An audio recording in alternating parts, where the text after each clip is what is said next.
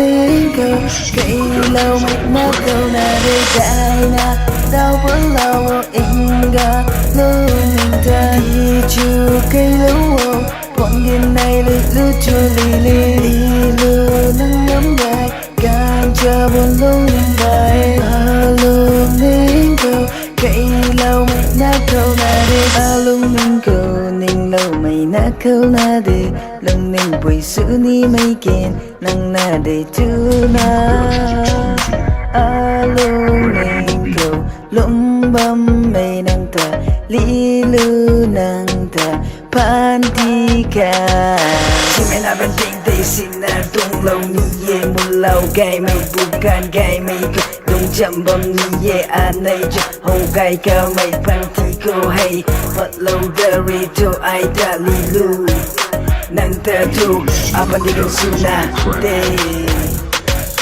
li lu nang lắm gai can cha buồn lâu nang bay alo nên câu cây lâu mày na câu na để gai na đau vẫn lâu inga lâu mình ta li lu nang lắm gai can cha buồn lâu nang bay alo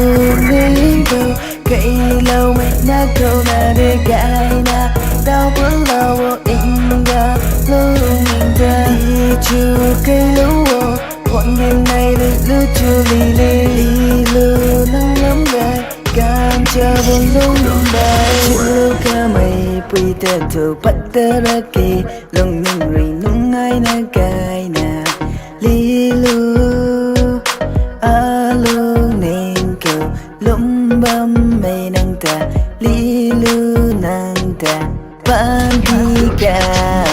cô gái mày chào cô thấy chào lâu mà na băm ngâm mà kì ingan ai rồi linh băm hay na khang na đi ai rồi tu na tất cả xin chu si mày mắc na khang na su na đi lâu vô bài mày bôi nhìn câu thật lâu na ai chào một lâu như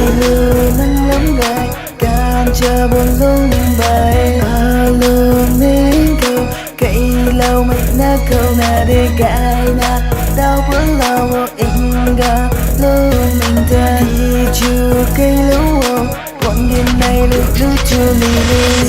lư nắng ngắm gai càng chờ buồn lâu nhưng bài alo nên câu cây lâu mày na câu na để gai na đau vẫn lâu inga lâu mình ta đi chu cây lâu bọn nghiền này lư lư chu li